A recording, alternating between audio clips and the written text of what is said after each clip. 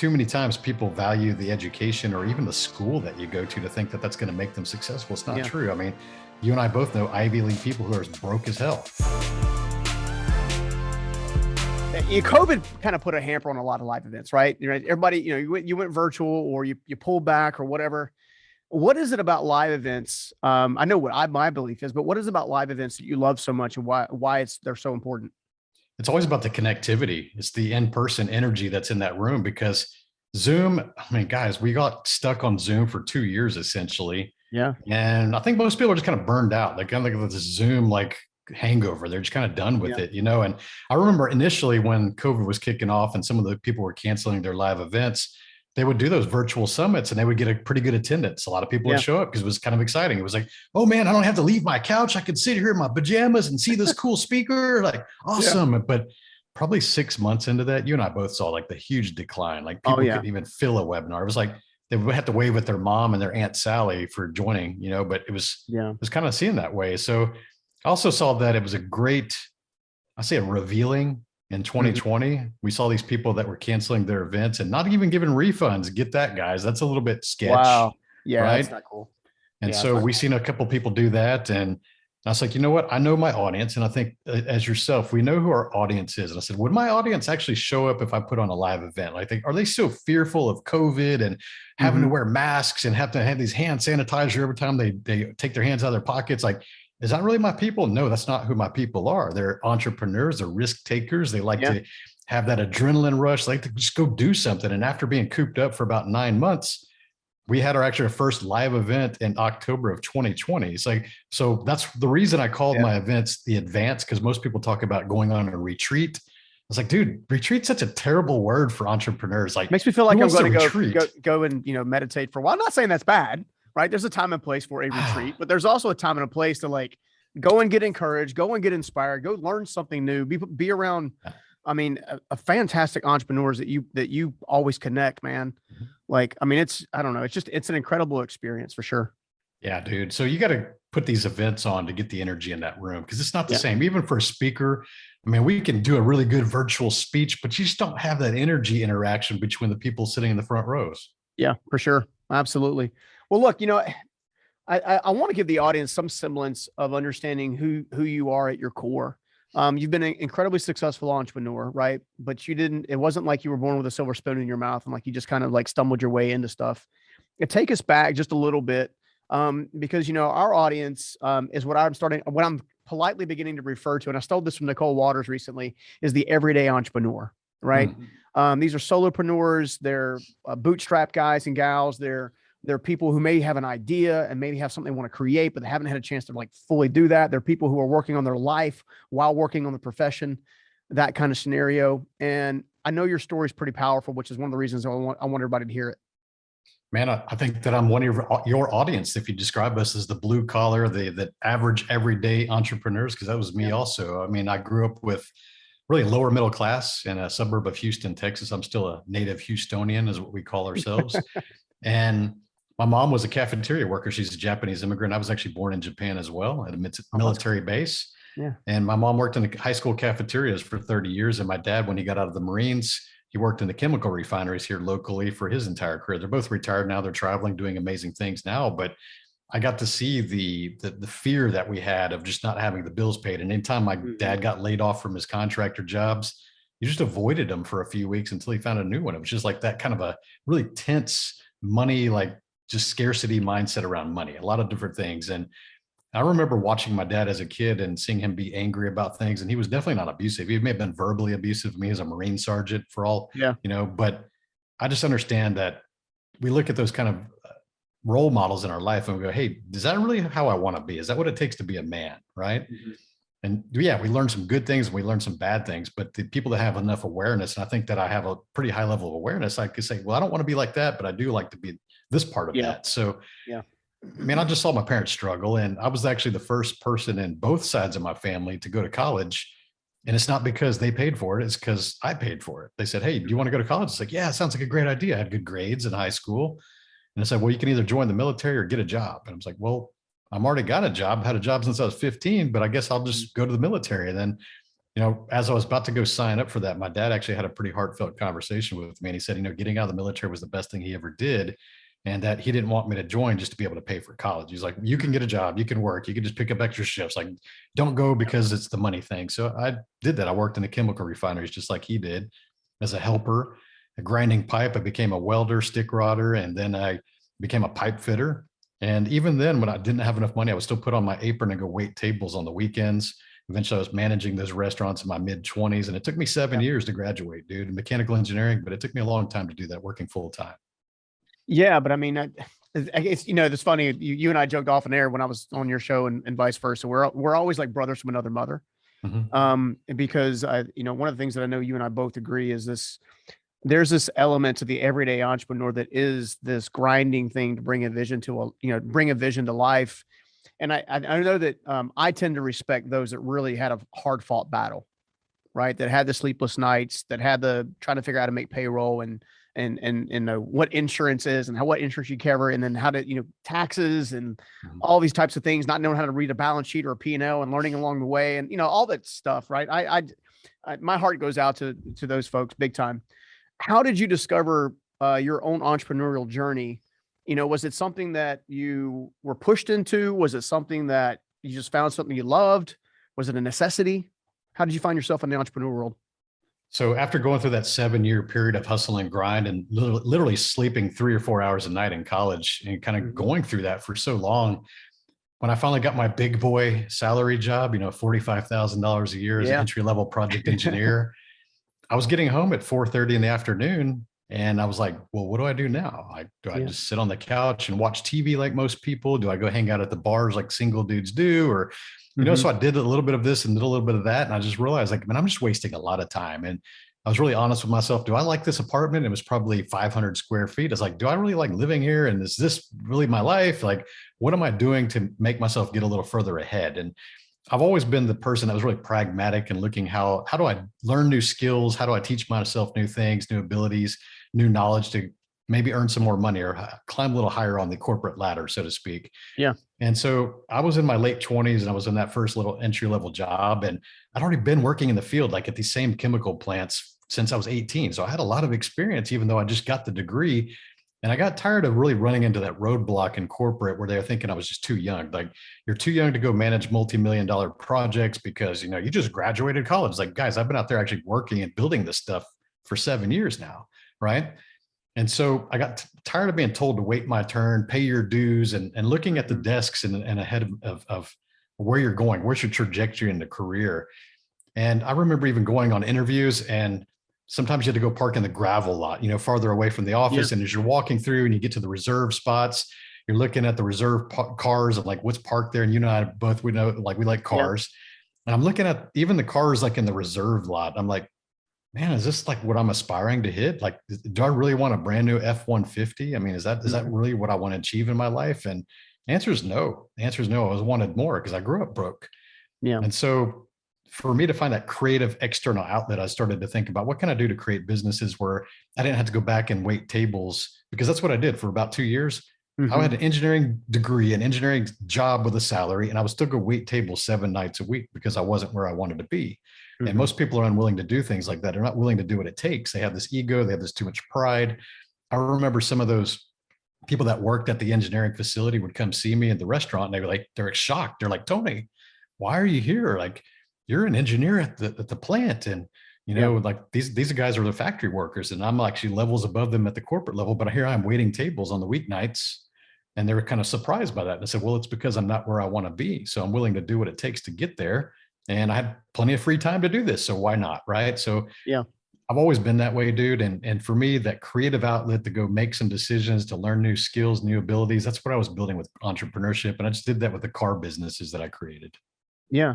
Well, let's talk about your first entrepreneurial venture, because one of the friends, Michael Gerber from the E Myth, Mhm. he's become a friend, and one of the things he told me about is obviously his signature thing is a lot of entrepreneurs, or was it technicians suffering from an entrepreneurial seizure? All right, Yes. kind of scenario. So is that kind of how you kind of found it, or did you discover that you had a passion for entrepreneurship? And if so, what's the delta? Like, in other words, how does someone assess whether or not am I a technician with an entrepreneurial seizure versus I am an entrepreneur? Yeah, Gerber's pretty good at saying work on your business, not in your business. Mhm. Fire yourself. I actually use those things with my coaching. But the thing is that, man, I just wanted to buy some cool shit. I'm just being honest here. I mean, Yeah. for me, working even at age 15 or even 12, pushing the lawnmower, knocking doors was to buy that skateboard or the newest video game or BMX Yeah. bicycle. And so I always think about like, what can I do to upgrade my life or have a little bit nicer place to live, a little bit nicer vehicle, better clothes, eat, actually go to a menu in a restaurant and not have to look at the prices instead of actually looking at things I actually want to eat. Right. Yeah. And so we take these things for granted when we're in that low point, but when we start to earn enough money, like I don't look at gas prices, I don't look at bottled water prices and things like that. It's just so far in my past that I just kind of started to build myself into those roles. And so for me, like the business thing was just a necessity or a means to get what I wanted initially. Initially, that's how it was, right? Yep. Because I think that when we're, especially men, we're trying to prove ourselves, we're trying to fortify ourselves with knowledge, we're trying to prove that we can do something. What's our mettle, what's our grit? Can we go crush those hours and just make as much money as possible? That's kind of how we're hardwired even as children to go do that, be the sole provider, be the breadwinner. So that was, we're taught to be that from day one, right? Totally knights in shining armor and princesses, right? Totally, from day man. one. Yeah. And so getting the businesses going was a way to make extra money. And I did it the wrong way. I did it like most people, like, hey, I got this craft, and I actually designed this little electric circuit that was a plug and play on a Chevy Camaro or a Firebird, where you can plug and play it. It would fool the computer and it would give it about 10 horsepower because it would change the reading of the sensors. The Yes, IAT ladies and gentlemen, he loves fast cars. So that's what I did. I was like, oh man, I designed this. I figured it out from school, and I bought the wiring harnesses, and I would get home from my job and I'd sit at the kitchen table and I would get my little soldering iron. And I'd build these little circuits, and it'd take me about an hour to build one of those, and about $25 in parts. And I could sell that for about $75. So I was like, okay, I'm making this much money per hour, but I can only build 2 or 3 of those a night. And it's like, this isn't scale. And also there wasn't a giant market for those. So I might sell 5, 6 of those a week. And it's like, okay, at least I don't have to wait tables anymore. Kind of replace that income. But then I started thinking about what are the things I can do to create income while I'm sleeping? Like, why do I always have to think about this mentality that most of the middle class of America is stuck with, that you think that you got to go trade units of your time for units of dollars. So if you don't have enough money, you go pick up an extra shift. If you don't have enough money, you go get a second or third job. If you don't have enough money, you pick up overtime. It's always trading time for money. And that's the mentality that I grew up with. And that's what most Americans grow up with. So I started to question, it's like, does really time equal money? Because we hear this our entire lives. It's all bullshit. We know it's not true now. But I didn't think that it was possible to make money without having to physically be somewhere or clocking in and out. I just didn't understand that until the internet started coming around in the late 90s. And I was surfing on it at the university, and I was like, this is pretty cool. Like, most people are just using it for information consumption, but I think people are going to start selling stuff on this. And how do I get more attention on this stuff? Like, how do I make things where people will just show up and I just make money and I don't have to be there? Like, that's where I was thinking about in the late 90s. Yeah.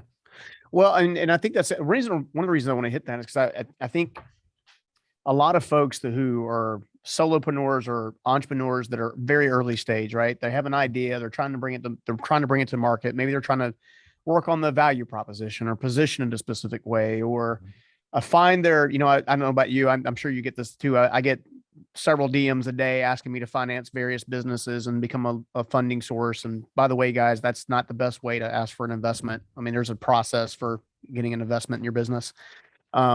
But when people are doing that, I find that a lot of folks are really kind of grasping for straws. So how did you avoid the grasping for straws and looking for the easy way versus actually just doing it? I think that part of that is, my book, the title, Side Hustle Millionaire. And people see that title, it really grabs your attention. It's my true story. I built businesses that earned millions of dollars, and I sold those for millions of dollars as a side business. I've always been really dedicated to the oil and gas career, the profession that I was on an executive path on. But that also had a lot to do with me going through those years of paying for my own college, and also hearing my mom on my right shoulder, like, don't waste your degree. Like you gotta use that engineering degree. Like, cause like, why would you go waste all this money? You can't sell it, right? Yeah. I wish you could. I mean, it's sitting there on my wall. It's got a little bit of layer of dust on top of the frame, and I don't really use it anymore, but I'm thankful that I got it. It taught me a lot of things, but I think that too many times people value the education or even the school that you go to think that that's going to make them successful. It's not true. I mean, you and I both know Ivy League people who are as broke as hell. Yeah. And we know people that have, a third grade education who are wealthy as hell. Yeah. So it's not about education. So, for me, like the business dude, it was just it was, how do I grow this without having to be present? I really started thinking about that, and I started building websites. I was a car guy. So I would actually taught myself. I bought a book. There's a book back there on my shelf from like probably 1996, 1997. When people ask me, like, wait, hey, Steven, what is the one book that changed your life? Yeah. Like when they asked me that, it's like, oh, it's How to Code HTML, whatever version it was from 1996. And they're like, what the hell? I was like, that's not a motivational, inspirational book. It's like, you're right. I actually learned a skill. And I realized that there was a missing opportunity that was out there, that people weren't really building websites. And I taught myself using Notepad and looking at the browsers, probably Internet Explorer or something crazy back then. And I would just teach myself page at a time, and I practice, and I make these little 1 to 3 page websites that were really common to see nowadays. But and here's how I got fun at this. I got the car magazines, and I would go look at the ads that were running in there. And if they only had their phone number listed on the thing, I knew they didn't have a website. Yeah. So I would call the number and say, hey, do you guys have a website? Oh, no, we've been thinking about building one of those. We're thinking about building a website someday. And we want to get on the Google. Yeah. This is pre-Google, right? This is Yahoo. This is AOL. Explorer, AOL. Yeah. This is all that days. Right. And so I said, well, I have this Pontiac Trans Am. I need a set of headers, full exhaust system, maybe from you. I see you produce that. Would you be willing to trade me some of those things if I built you a really simple website? Oh, hell yeah. Like, let's do that. So I started just trading car parts to get websites built, because it would take me about 5-6 hours to build one of those websites, and I get free parts. Eventually, my car had all the parts. So I started thinking like, well, maybe I need a second thing. Well, I bought a truck. So I started putting parts on the truck. And then, so I had a Firebird and a GMC truck that were fully modded out, had wheels, suspension, engine stuff, and as much as you could do. And I was like, okay, now I think I should just start charging for this, because I don't need parts anymore. And so I was building that skill over a couple of years, and I was a member on another automotive community, and they weren't really managing properly. I was like one of the biggest contributors, writing these how-to articles, how to make your car faster, how to make it look better, how to be a better driver. Like I was always creating content, same as I do today. Yeah. And it was being mismanaged. The owner wouldn't pay his bill. It would get hard deleted, and you wouldn't have backups. And so I would lose all this material I was making. So eventually me and a few other people went up to him and said, hey, why don't you like pay your bills so they quit losing all the stuff that we're creating for you? We're doing this for free to build your website. And he threw an attitude. He said, hey, if you guys think you can do a better job, go start your own website. And so I was like, well, hey, I know how to build websites. Yeah. I don't know anything about servers and hosting, but I can figure that out too. And that's what we did. Is I went and started LS1 Tech, and that grew into about 10,000 revenue a month. And within 3 months, we're making probably about $400,000 a year profit when we sold it in 2007. We sold that for a few million. And it's always something that I built part-time. And the thing is that me working in engineering, Steven, it taught me processes and systems, because I was working for the major operators. So I understood how to scale things by just writing procedures and having roles and responsibilities and putting the right people in the right seats, where I didn't have to be present, because I was working international. I was working offshore a lot of times, where I'd just be ghost. I'd go off the grid for 30, 40 days sometimes. People thought I was like some international spy, because I would disappear and come back in town. Like, oh, you're back.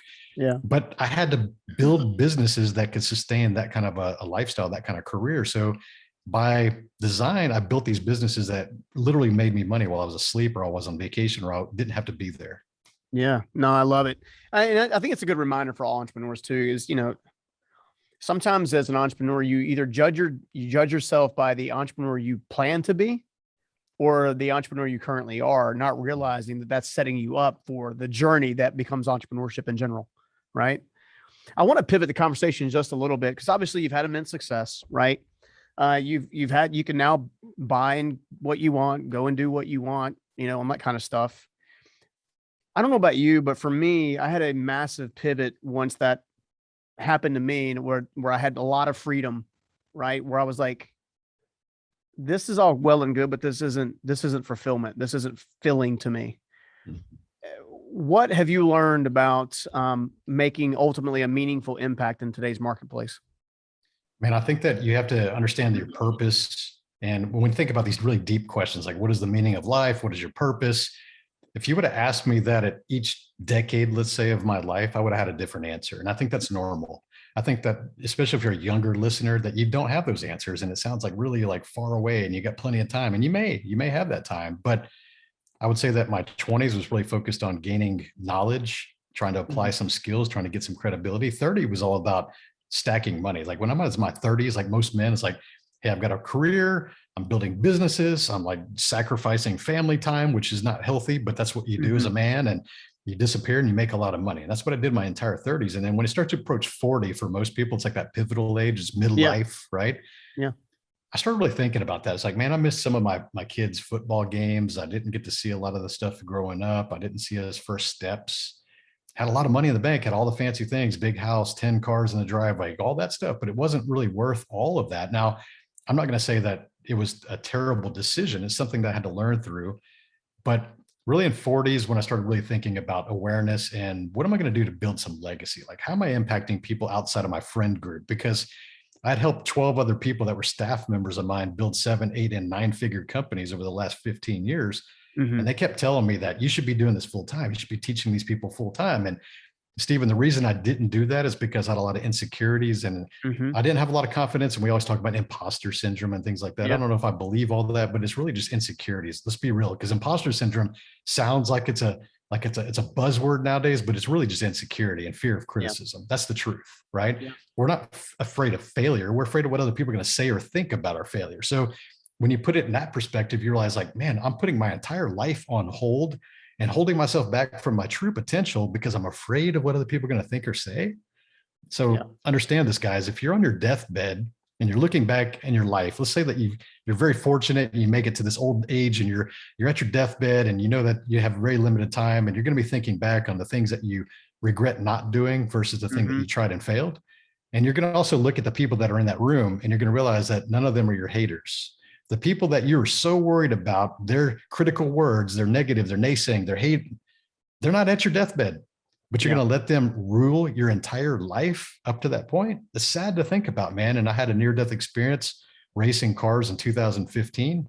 Mm. I guess I was around 43 at the time. And I just really understood that, hey, I could have died in that moment. I hit a concrete wall at 130 miles per hour at the racetrack. And I started thinking about, why am I still here? And then I started thinking about how would I have been remembered? And man, that was tough. When you start thinking Mm. about how, if you were to die today, listeners, how would you be remembered? Like write that down. Like be honest with yourself. How would you be remembered? Would they just be like, oh, nice guy, Yeah. rich, cool cars, gone too soon? It's always that cliche stuff like, oh Yeah. man, gone too soon. Really, what a loss. Like, dude, that's not enough. If you're competitive and you're Yeah. driven and you've always pushed yourself to become better than you really are and eventually grow into those shoes, you realize like, dude, that's not enough. That's like half-assing it. And so what I really started to do is call myself out and go, man, time is not guaranteed. We always think we have plenty of time. And I was like, I've only impacted people around me, like close people around me, former staff members, friends, family. Was like, why am I not putting this out into the world? Why am I not writing that book that's been in my mind for 5 years? Why am I not Yeah. finding the confidence to get on stage and get in front of cameras? Because, dude, I hated that stuff. I didn't have any of that confidence. I mean, I had to go invest in speaking coaches and joining Yeah. Toastmasters and showing up. I had to go invest a lot of time and effort and energy into doing that. I actually found a craft that I actually enjoy doing now, being a communicator. But guys, I had stage fright. I didn't like to do that. I have a skin condition called vitiligo. I'm literally covered with white spots all over my face and my body. And so I grew up seeing people like that would meet me and they go, hey, what's wrong with you? What's wrong with you? Like, what's wrong with your skin? Like, what is all, Mhm. why do you have all these white spots? So I got used to just hiding from the camera and not wanting to be Yeah. out in public. I got really successful building logos and brands and hiding behind the logo. And Yeah. there's probably some listener right now that's doing the same thing. That's right. They built a successful company and everybody knows their logo, but nobody knows their face because they had the same issues I was going through. Yeah. I want to stay here for a few minutes and really kind of continue to drive home and drive around, I guess is the best way to say it. Limiting beliefs versus mindset, because I find that most people refuse to take action because they don't believe the actions that they take will actually bring about possibilities. Right? They don't believe it's possible. They don't believe, like you're talking about with skin condition. Hey, like I'm not made to talk on stage because I have a skin condition. Right? I'm not made to speak. I stutter, or Mhm. I can't be an entrepreneur because I can't go out and meet people. Like all these different junky things we tell ourselves. Yep. How are you able to overcome limiting beliefs and totally rechange your mindset, because you're a very different entrepreneur today than you were, 2 decades ago, or even a decade ago. Yeah, dude, I think that we do a lot of self-sabotaging. Even when I wrote that book, it became a bestseller. I sold thousands of copies the first week, and it's continued to do so the last 3 years. But here's the thing is that I actually started admitting this in interviews maybe a few months ago. Mm-hmm. When I decided to write that book, it was actually the most cowardly way for me to get my message out there. And Mm-hmm. nobody likes to admit that, but man, we all know that there's New York Times bestsellers out there that you would never even recognize if they walked by you on the sidewalk. Yeah. So it was a way to potentially make impact without ever being famous or known or anything like that, because I wasn't interested in that. I just wanted to impact the world. And here's where it shifted for me. I wrote the manuscript of the title of The Hustle, because I used to be a competitive 9-ball collegiate Mm-hmm. champion and billiards. So I thought, like, it's a play on words, like it's hustle like entrepreneur and it's hustle like playing pool, right? So, yeah. and I was and telling I have a chapter called Masse. dude, yeah, and I was telling my editor that I was trying to sell him on the title, and he's like, Tony, that title's bullshit. Like, what are you doing with that title? I said, so what do you think it should be? He goes, well, I read it. He goes, you're the side hustle millionaire. And I was like, man, that sounds really arrogant. It sounds kind of pompous. It's just not who I am. And he goes, which of those two words do you disagree with? Did you not become a millionaire? Well, yeah. Did you do it as a side business? Well, I guess I did. He goes, well, then what are the people going to say? Like, how are they going to dispute the title? So I said, let me sleep on that. Mm-hmm. And the next day I said, man, that's a big character, like side hustle millionaire. That's a big character that I need to become. And then he's doing the final edits. And he's like, man, I think people are going to want to interview you. Mm-hmm. You might be on the radio. You could be on TV. I bet you get invited on podcasts. And I was like, oh shit. Like the whole thing I was trying to avoid, it's confronting me again. Like I can't avoid it. So at that point, Stephen, that's the point that was like, okay, I need to call my own shit out. And I need to just go invest in finding how to get past that. So you do what most people do. You go on Google and you go, how do you get over stage fright? Well, it says, join Toastmasters, join a Rotary Club, hire a speaking coach, do social media videos to practice the reps. And I was like, okay, none of that's going to kill me. So let me go just do that. And when I joined the Toastmasters, I sat in the front. I didn't hide in the back. I said, if I'm going to be here, I'm going to make this as most painful as possible. And I'm just going to raise my hand every meeting and I'm going to participate, even if it's for 1 minute or 5 minutes or whatever. I'm going to just do that. And I would learn something and I would go back and I would do these social media videos. And I did a video every single day on Facebook and Instagram for a year. So that 365 driven is really that beginning of that. I was like, I'm going to go do this every single day because I was learning something and I had to get on the stage, but I didn't have a stage. So my video, my phone was my stage. Yeah. And I improved and I improved and I started inspiring people and they saw that I was improving and I was willing to suck. That's the most thing that kind of goes back to what are you willing to do to get what most people don't have? I was willing to suck. And that's what most people that don't understand success, they're not willing to go knock themselves down a few notches and actually be a beginner and embrace that they're not good at this and be willing to climb. And most people are unwilling to do that because they get embarrassed. It goes back to the fear of criticism again. So dude, I had to go invest in that. So that was the pivotal moment for me. It was like, I have to go become the right person to carry this book and this story. Yeah. Yeah. Not so good. I mean, I was, I had another friend of mine, AJ Vaden, of Brand Builders Group, CEO, on a previous episode. And one of the things that she brought up, which I thought was interesting, is a lot of folks don't start because they think if they start, it has to like skyrocket. If it doesn't skyrocket, then it's a complete failure. And she had this interesting thing that she brought up. She said, it's interesting to me that, if we go to a Facebook Live or an Instagram Live and only 25 people pop on, right? And they're hanging out, maybe they're chatting and hanging out or whatever. That's a lot, by the way. That's a lot. 25. Yeah, exactly. Right. I'm using her numbers for her analogy. Right. But, you go on and you pop on but then you think, well, I don't know, Tony Robbins gets 100,000 people on or whatever, and you blow it out of proportion in your mind. But she said, if you go to a local event, like maybe you've been invited to speak at the local chamber or Rotary or whatever, and 25 people show up and you do your presentation and all 25 people or even half the room comes up to you and like shaking your hand. That's so important. It meant so much to me. Thank you. Tears streaming down their face. Right. Like that. I mean, all these types of experience we've all had in this world. We get filled up by that, but then we put ourselves out on the social side of things and we're not, all of a sudden it's not enough. Right. I'm curious to know, at what point did you decide that what enough was as far as an audience? Because I know that a lot of people use the word audience. And one of the things I hear about from you a lot of times is it's not audience, it's community. And I know there's a big difference. So talk to me a little bit about audience versus community, and what matters. How do you know you're making a meaningful impact in those categories? Yeah, that is a big community difference. I think that actually I was in a clubhouse room maybe earlier this year, back when I was frequenting it, and the topic came up, hey, what is followers versus community? Mm-hmm. And there's a lot of people on there that would be perceived as influencers that were in the room. They have Yeah. big followings. They have hundreds of thousands of followers or millions of followers on Instagram.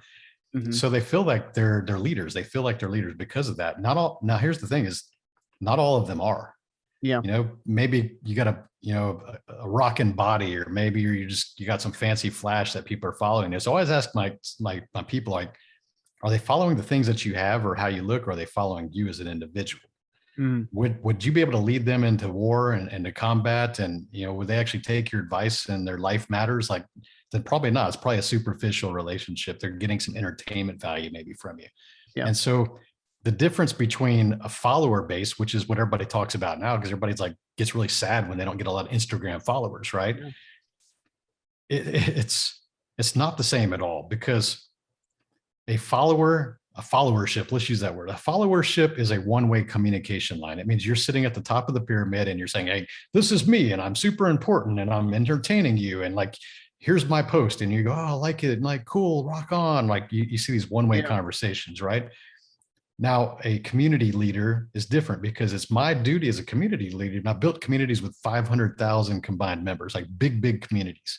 Yeah. It's never my job to put myself at the top of the pyramid. I always think about an upside down pyramid where I'm standing on the ground and I'm holding the pyramid above my head, because my community is bigger than me. And I understand that. And that's the role that I accept and I actually enjoy, because I want to embed myself in the community as an active participant.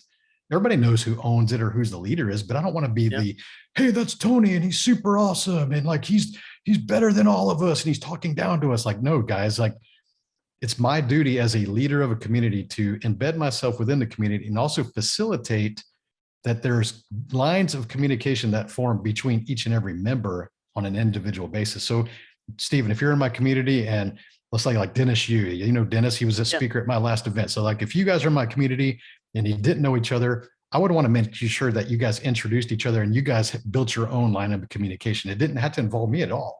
Yeah. So it's like, I want to build the virtual bar. We grew up watching the movie, like the show Cheers, everybody knows your name, right? These communities that you build, I want people to remember where they met the greatest people in their lives, and have that reason to go back to that bar and see the people that know them. It has nothing to do with me. I'm the bar owner, right? Yeah. It's not about me. So I think that people that pursue followers, it's a lot about ego. They think that having a large amount of followers somehow validates who they are or justifies who they are. And it's more about self-importance. But I think that we also see people that have large followers that are just really giving and they're really just helping people. And it's not about them. And those are the kind of people I want. I know that I will have millions of followers eventually. It's just a matter of time. And I'm really consistent. That's the thing. If we show up every day, you're the same way. We know how to amplify. We know how to be around the right people to help get our message out there. It's going to grow. It's a result. It's not the objective. Yeah. Well, it seems like especially in the thought leadership category, the areas that are growing are the people who are the most authentic. And if you're open and honest with your audience, / community, when you're just being you, I'm the same Stephen on camera as I am off camera, right? Mm-hmm. I'm like everybody else. I pass gas every now and again, right? I kick back and watch a TV show with my wife. Like I have to go pick up dog poop in the yard from time to time. Like there's just, it's just life, right? But I think one of the things that comes out of everything is when you're able to share experience based on actual experience, right? And it comes across as authentic and natural, big time, big time. I know you get tugged in a lot of directions nowadays. A lot of folks are pulling at you, trying to get your attention, trying to spend time with you, trying to get mentorship by you. I know that's part of the reason why you built the coaching practice in the live event space. I am curious. I'm a big believer there's a right way and a wrong way to build relationships with people, whether they're notable or not notable. Like there's a right way and a wrong way. I'm curious to know your feedback on somebody making an ask of you versus someone adding value to you? What do you see nowadays? Where do you actually want to invest your time? Man, that's a tough one. I think that you're in the similar situation. People always want to DM you and ask you about investing money in their business and things like that. Mhm. And it's like, what made you guys think that I'm doing that? Like, is that the neon light that's blinking above me? It's like, I'm out here just giving money away and like people I don't know, I have no relationships with. I mean, I don't even Yeah. understand where the courage to ask someone for money like that is. I can't even do it. I have a problem just having call to actions after anything I say. Like I don't like to ask people for money. And I think it's because I learned how to make it myself. And so I realized that early on, like, I'm just not that type of person. I rather create the value and Yeah. understand that to me, money is always a scorecard. It's a creation of the value that you put out in the world. Right. So I've never focused so much on the money. It's like, hey, if I go create these value and I entertain people or I change their lives or make their businesses better, the money's going to come. It's inevitable. If you're creating value, the money will come. I mean, even to the websites I created, hundreds of thousands of members that did not pay to be there, but hey, hundreds of thousands of people showed up through that website every single day and saw the ads that we did get paid to put there. And Mhm. therefore I got paid based on creating value for those companies that advertise. It's the Yeah. same business model as social media nowadays. So I, I think that for me, it's just all about what do I want to achieve in my life? Yeah. Like, where is this going? It's people are just asking, is it for good intentions? Like you and I were probably pretty good at just seeing character within people. Yeah. And is it for the right intentions? If, you know, I sit on the board of a nonprofit for anti-bullying of teens. Like, I Mhm. like contributing those things that matter to me. I had bullies as a kid too. So Yeah. I want to help things that help themselves first. I don't like to do the handout thing. Yeah. I like to help the people that have shown that they're actually trying to do something for their situation. And then I help them, I give them advice, because I think that several years ago, I got tired of just feeling frustrated when you're always trying to give people advice and you can see the potential in other people that they don't even see for themselves. And you Mhm. give them the advice and you come across their path a couple of years later and they're the same situation still. And you're like, dude, why did you not do what we said? Like, we Yeah. gave you the roadmap. Like, you would have been in so much a different place. And they're like, oh, well, yeah, like all the excuses start. So Yeah. that used to really frustrate me. And I used to take that personal. But then I realized when I started getting in this personal development space is that I don't have the time to help people that haven't raised their hand. I need to be Ooh. focused solely on the people that have raised their hand, say, hey, I want to change. I want to go create something in my life. I'm seeing these issues. I'm willing to do what it takes to get these issues past me. Like, those are the people we got to be focused on, because our advice will help anyone and everyone that hears it, but it's not going to change Only if it's anybody unless they applied. do it. Yeah. So, Yeah. I had to focus on, like, guys, the analogy I like to use is like, I like little puppies, even though I don't have pets because my wife is allergic to dogs. I love puppies, right? And I would love to be able to save every single puppy in the pound in the world, but Mhm. it's just not realistic. Yeah. It's not going to happen. So, see what I mean? Like, Yeah. people are kind of the same way. Well, speaking of lifelong impact, obviously, you just finished up a live event. I can't wait for the next one. That's going to be amazing. I am curious, what is next? What's next for you? What is it? What is the mark you hope to leave on the world at this stage in the game? Man, I think it's all about amplification of my message. And to me, it's if I could give people a little bit of confidence and to understand that they need to put their purpose ahead of their fear. Most people live with their fear but ahead of their purpose. We Mhm. see that a lot in this world right now. Yeah, that's very true. Media driven, and people like all PPD'd out and just looking with Yeah. fear in their eyes and living with this fear all day long, every single day. It's got to be terrible for their health. I mean, just think Mhm. about all the hormones that are being released, the fear, like an entire Cortisol, life. all of it. Yeah. Yeah, cortisol. Like, they're living on cortisol 24/7. I like to live on adrenaline 24/7 if I can, Yeah. right? And so I think that if I give people a little bit of confidence and see the potential within them that they don't see for themselves, and I also give them the tangible tactical takeaways because I've done it, we have a pretty good recipe for success. I've helped a lot of people become multimillionaires. It's kind of fun to do that because early on they have that self-doubt, just like everybody. But the Mhm. ones that always get the results, you and I both know, they're the ones that just show up and they don't have any excuses. They're like, hey, Yeah. we talked about that 2 weeks ago. We did it. Actually, I did more Yeah. than that. I actually went above and beyond that. I was like, hell yeah, dude. Like, this is the kind of Yeah. people that you need to have. Like, just need a little guidance. They need a little bit of coursing. They need a little bit of just, here's where you're going. Here's what the trajectory looks like. Here's what you got to do. Don't do this. Like, it's all about mistake avoidance when you hire coaches or join a group, right? You don't want to Yeah. learn. You want to learn from the mistakes of your mentors. And so the next thing for me is I just signed a television show contract. It'll be on Amazon Prime. They're actually going to come here and film me on an episode on December 10th. Congratulations, dude. That's awesome. That's the things that's going to grow, and it's about just putting the value out there. People will come across your path, they'll discover you, and they'll say, hey, we want you to be on this show. And you'll see when we can talk about the show in more detail, but there's a lot of big names involved, and it could definitely change my entire career. It could literally like year from now, we could have this conversation. I could be in a completely different place if I do this the right way. Rock on. Well, I can't wait to actually get you on the show when you're officially allowed to talk about it. Yeah. Right. So that would be amazing. But dude, man, I've enjoyed having you, man. You're amazing. You spend a lot of time serving a lot of people. You're one of the people that I refer to as has done the work, right? Not every person that people follow has done the work. And I'm always very grateful of people who have done the work, right? And we're just talking about, somebody trying to coach somebody through. I'm like, did you do your homework? Like, did you actually take the one step? Because I always give them one step. Did you take the one step? And if you took the one step, you get my attention. You didn't take the step, I move my attention to somebody who's taking the steps, right? They're raising their hand. They're raising their hand. There it is again, man. So where else can everybody else find more about you and your live events, your coaching, all that stuff? Man, I would say that the best way to define me is my website. It's 365driven.com. And that's also the title of my podcast, because you're probably a show listener yourself if you're watching or listening to this. And we've been a show for about 3 years now. I've got 227 episodes. And, you were actually one of those about 3 episodes back. So we had a blast too, man. Honored to have you on there, man. It was a very fun conversation. Well, rock on, dude. Well, dude, I can't wait to do this again, especially when you get the time to come tell us about the new thing coming up the pipeline. It'd be amazing. Good stuff, man. Thank you for having me on. I'm honored to be here, and you guys reach out to me. I love to hear from you. I actually do respond to my DMs, and I'm not one of those people that has a VA that does everything for me. All right, dude. We'll rock on. We'll see you in the next one. Peace. If you love that interview, go ahead and check out this next one right here. No matter how absurd a thought is, if I think it enough, I will believe it. And we now know that those thoughts turn into actions. And so these absurdities in our head become reality.